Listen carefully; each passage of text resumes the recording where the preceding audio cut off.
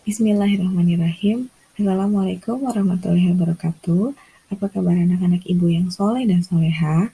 Ketemu lagi bersama ibu di pelajaran Matematika Wajib kelas 12.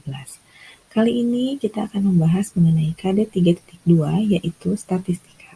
Namun di video ini baru part 1 ya. Nanti kita lanjut di part-part berikutnya. Nah, di video kali ini Ibu akan menjelaskan mengenai penyajian data.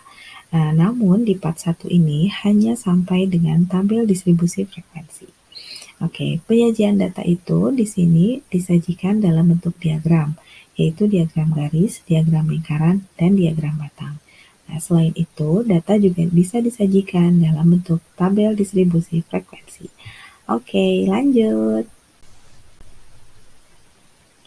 Nah, yang pertama, penyajian data dalam bentuk diagram garis.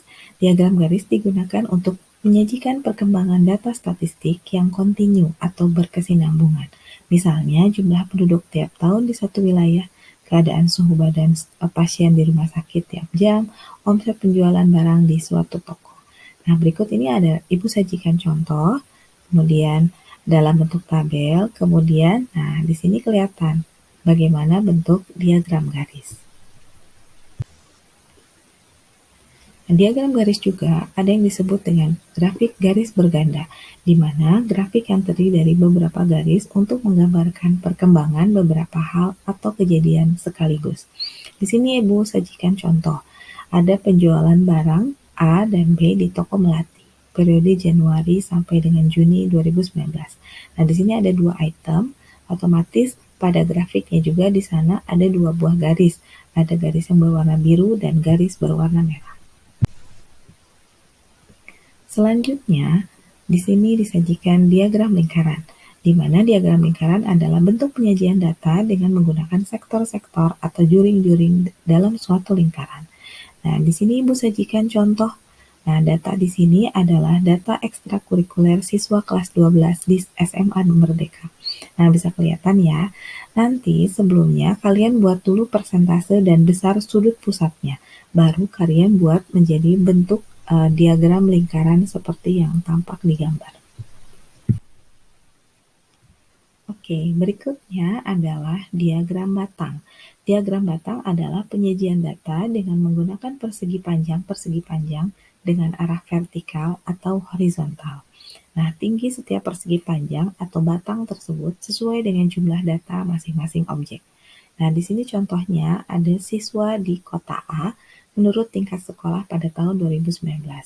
Nah, disajikan dalam tabel, kemudian dirubah menjadi bentuk diagram batang.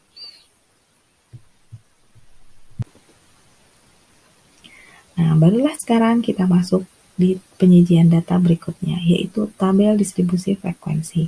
Nah, jika ukuran data yang kita punya itu cukup besar atau N-nya lebih dari 30, maka sebaiknya data disajikan dalam bentuk tabel distribusi frekuensi. Dan tabel distribusi frekuensi itu ada 2, yaitu tabel distribusi tunggal dan berkelompok.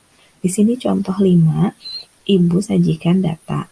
Di sini tabelnya adalah tabel distribusi tunggal. Nah, untuk menyajikan tabel distribusi kelompok, ada langkah-langkahnya.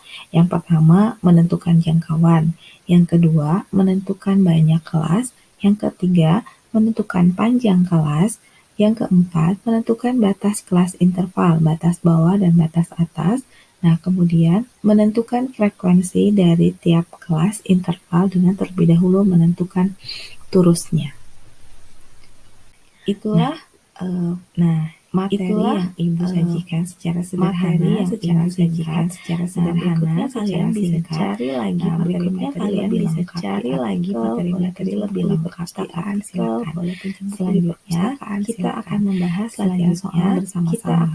Ibu sajikan di sini soalnya, kemudian nanti kita diskusikan bersama-sama. Diskusikan bersama-sama. Oke, sampai ketemu lagi di video berikutnya. Assalamualaikum warahmatullahi wabarakatuh.